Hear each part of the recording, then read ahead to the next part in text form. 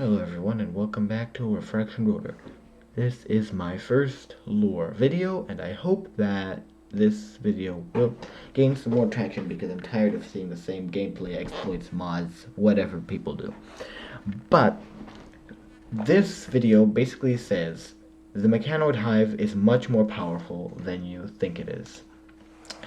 The reason for this is revealed in a couple of hints and tweets, or maybe I'm just misinterpreting things, but I think that's quite unlikely if I just do a dev quick test here.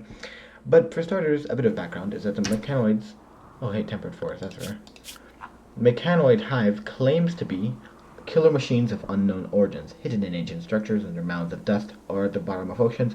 Mechanoids can self-maintain for thousands of years. This group of mechs seems to be well unified in purpose, but not well coordinated in action. While local scholars believe they're autonomous weapons left over from an ancient war, tribal legends describe them as demonic servants of a sleeping god.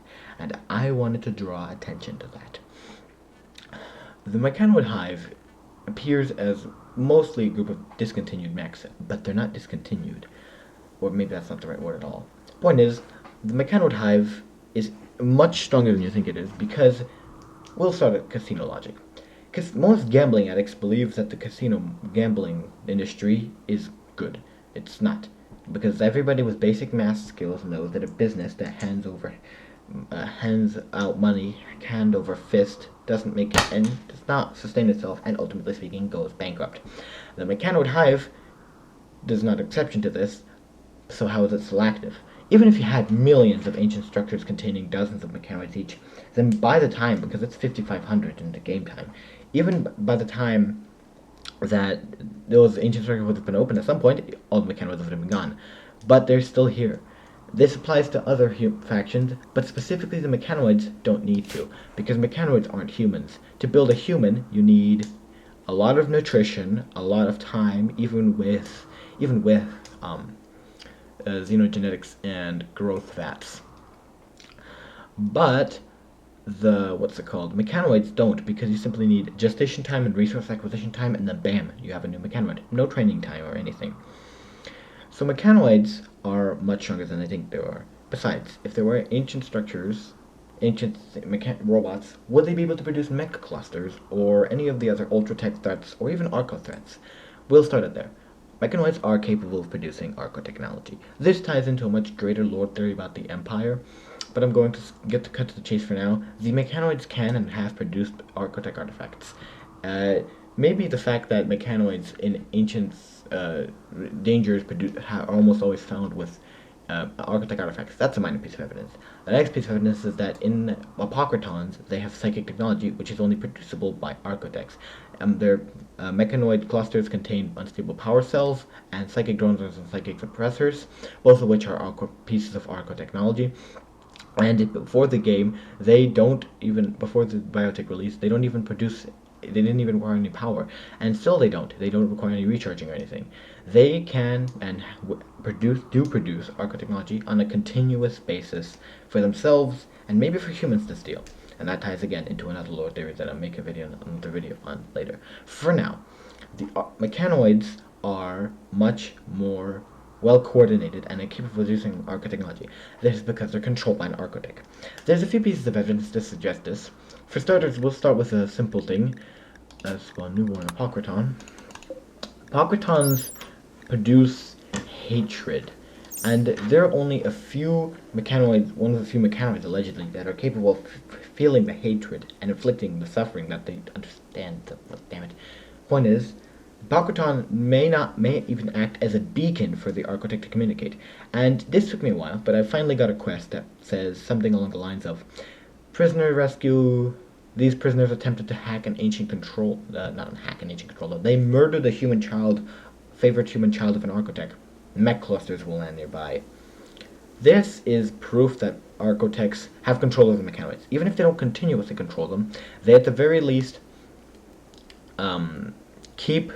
they can hack through whatever systems they have and use them, which isn't a surprise. The latter is true, but the former is much more interesting a theory because it would explain Apocryphon's purposes.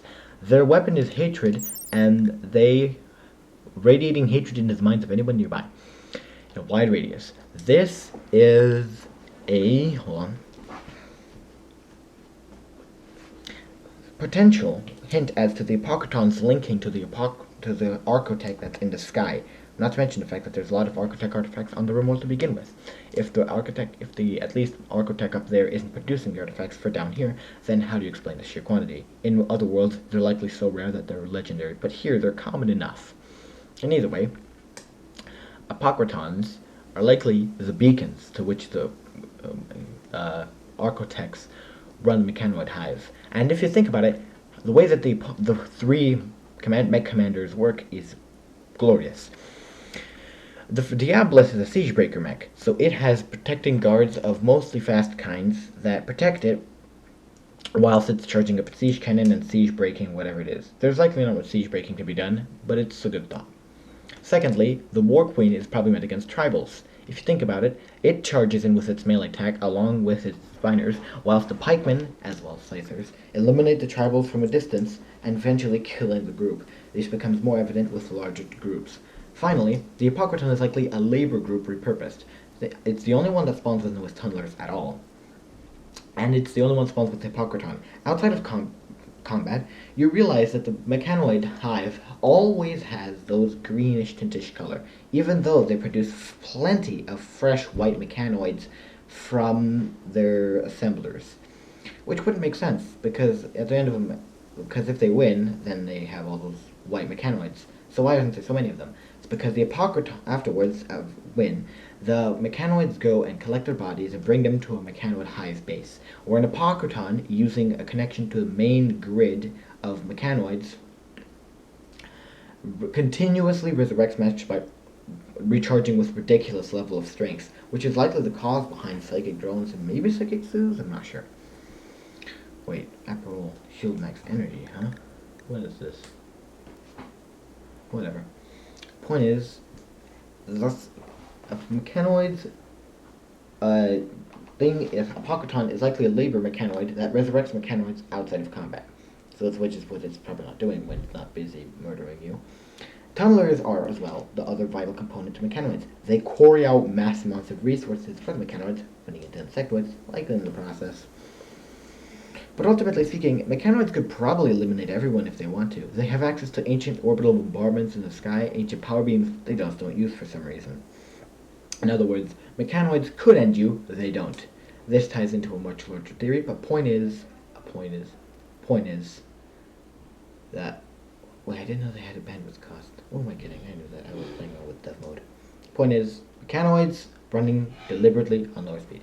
If they wanted to, their Archotech god could command them to eradicate the RimWorld easily, with no problems. But they don't. Why? Because I make another video about that tomorrow. Maybe tune in, hopefully. But they are not ancient structures. They're not ancient ruins of an ever-long past. They're fresh, and they're bloodthirsty. And they will kill you, probably. They will kill you, most likely. Alright, that'll be it for this video. I hope to see you all soon.